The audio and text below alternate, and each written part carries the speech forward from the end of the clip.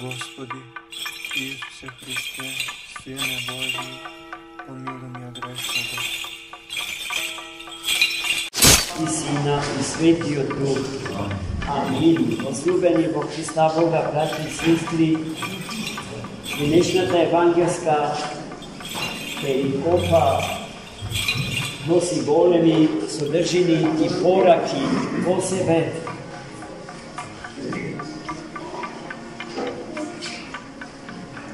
И се разбира, одговори на многу неодговорени прашања родени во главата на современиот човек, чиј живот е ориентиран спротивно од правецот што на движење запишан, забележан, зацртан на страниците од најсветата книга.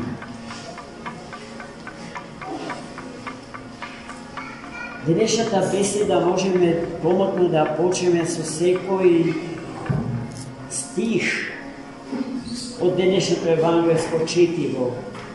Но јас сметам дека е најумно да се почне со крајот. А на крајот од денешното евангелско четиво Христос преку светите апостоли нам сите ни порачува.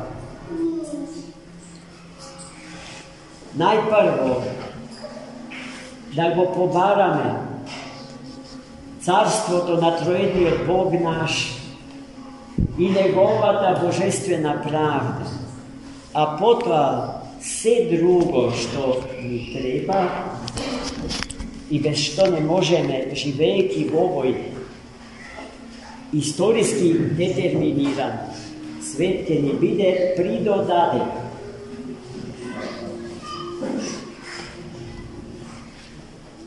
А Евангелието почнува со примерот со окото.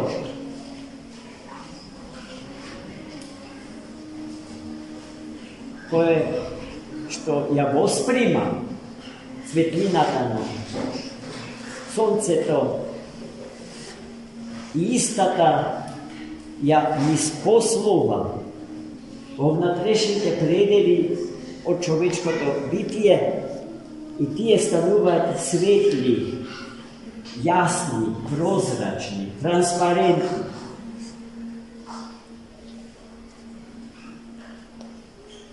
И вели, ако окото е здраво и добро гледа, целото тело и целото битие на човекот ќе биде светло. Но ако се разбо, ако окото не гледа добро зарад болест своја, тогаш светлината што му доаѓа од надвор ќе ја препознава како темнина. И веднаш потоа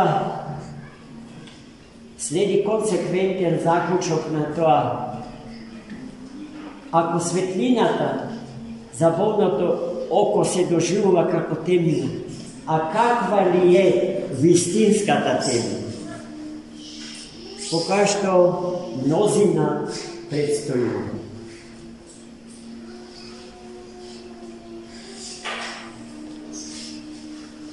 И потоа Христос продолжува да зборува за душата човечка. И вели дека луѓето се оптоварени со прашањето како и со што ќе ја нахранат душата своја. Па го поставуваат прашањето за лебот. Го имаат ли или го немаат во доволна мера, или воопшто го немаат, а потоа и за начинот како да дојдат до лебот. Централна приказка во животот на човекот е приказката за лебот. Но во името на тој пристап кон храната за душата, се заборава самата душа, браќи и сестри. А зарад душата постои се што постои. И се што постои неизле треба да изложи, бидејќи за неа е создадена. И во тој ничкосан систем на вредности предстојува човекот и на нашево време, но да не се лажеме, таа мамка, тој гаф, е гаф кој што на човекот му се случува ни сите векови, ни сите времени и на сите простори. Замената на теза е мощно опасна. Или грижата за тело, со што ќе го облече, како да е поважно самото облекло од телото, па повеќе расправаме за тоа во што телото ќе го облечеме, отколку за судбата на самото тело, како што одбиваме да расправаме за судбата на самата душа. И гледајте, главното станува споредно, а споредното главно во животот на човекот. Тоа е тој систем на ничкосани вредности, браќи и сестри, и тој систем можеме да го докажуваме и да го илустрираме со безбројни примери, но јас се задржувам на она што е запишано и што го читавме во денешното евангелско четење. И потоа Христос не се очува со неколку состојби во светот. Например, исполнува птиците небесни. Ниту собираат, ниту сеат, ниту жнеат. А Бог, нивниот Творец, грижејќи се за нив, им го дава потребното.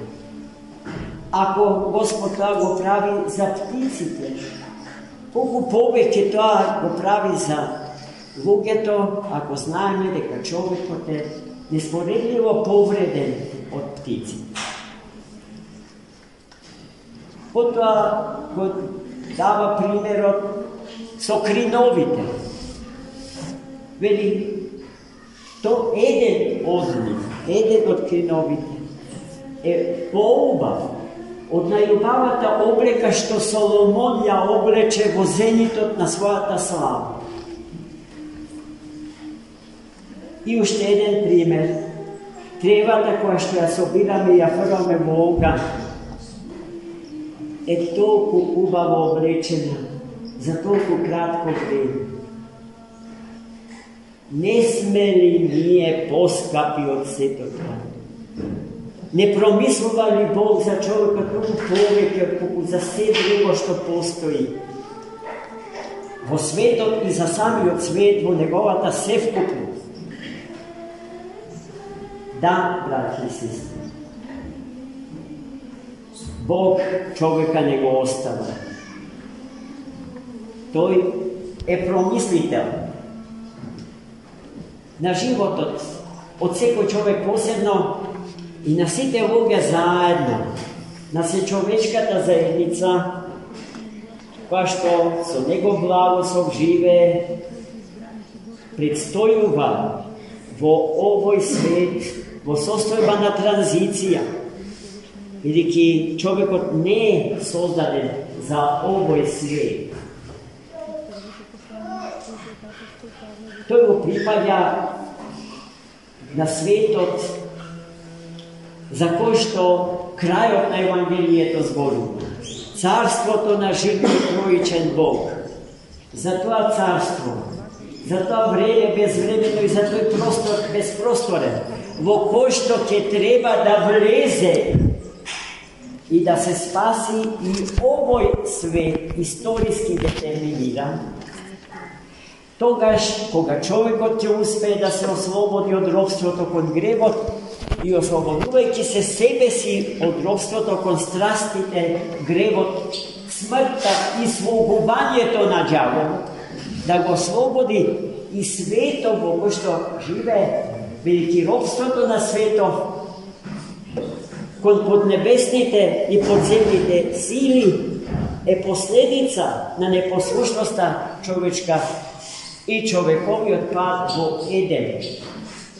Затоа човекот сега е најодговорен, најзадолжен, истиот, да го извлече од тмините, нападнатата состојба, на височините од божествената светлина,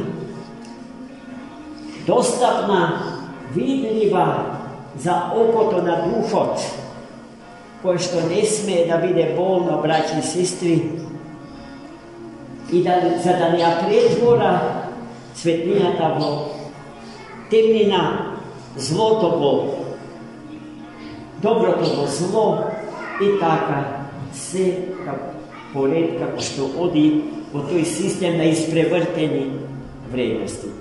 Да го послушаме повикот Христов, да го следиме патот Господен и по него да патуваме, односно да се качуваме по небоземната лествица, која што на врвот од сите вредности го има самиот Бог. Оној кој што не создал, оној кој што не чува, оној кој што ни помага да се движиме по вертикалата од нашиот живот, за на крај овенчани од венецот на божествената слава, да влеземе во царството на троедниот Бог, грижејќи се и барајќи ја неговата божествената правда.